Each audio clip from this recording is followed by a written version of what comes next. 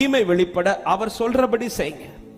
அவர் செய்ய சொன்ன காரியம்லாம் நமக்கு தெரியும். பாத்திரத்தை எடுத்துட்டு வர சொல்றார், தண்ணீரை நிரப்புங்கன்றார், கொண்டு போய் பரிமாறுங்கன்றார். இந்த 3 காரியங்களை அவங்க செஞ்சு முடிக்கிறது வரையிலும் பாத்திரம் பாத்திரமா தான் இருக்குது, தண்ணீர் தண்ணீரா தான் இருக்குது, எந்த மாற்றமும் இல்லை. அவர் சொல்ல சொல்ல ஒவ்வொன்றையும் அவங்க செஞ்சு முடிக்கிறாங்க. பாருங்க, எப்போ இந்த தண்ணீர் ரசமா மாறி இருக்கும் தெரியுமா? ஒரு நாள் இது தியானிச்சுட்டு இருக்கும்போது, ஆண்டவர் எப்போ ஆண்டவர் இது ரசமா மாறிச்சு?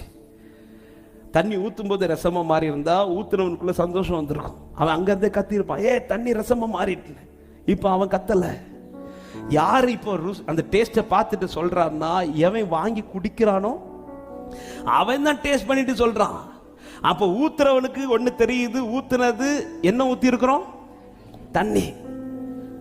அந்த இடத்துல எல்லாம் நாளா இருந்திருப்பேன்னா இப்படி திரும்ப திரும்ப பார்த்துருப்பேன், கலர்லாம் மாறி இருக்கிறா, எந்த கலரும் மாறல. ஆனா ஆண்டவர் சொன்ன வார்த்தையை கேட்டு எந்த சந்தேகப்படாம கொண்டு போய் பரிமாறினா பாருங்க.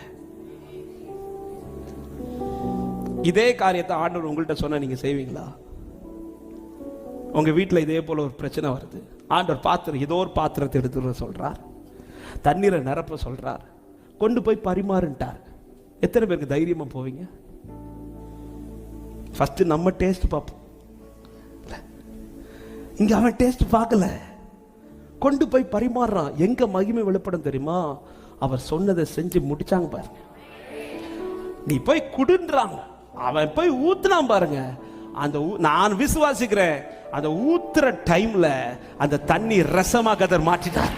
அங்கதாங்க மகிமை வெளிப்பட போகிறது. ஹல்லேலூயா.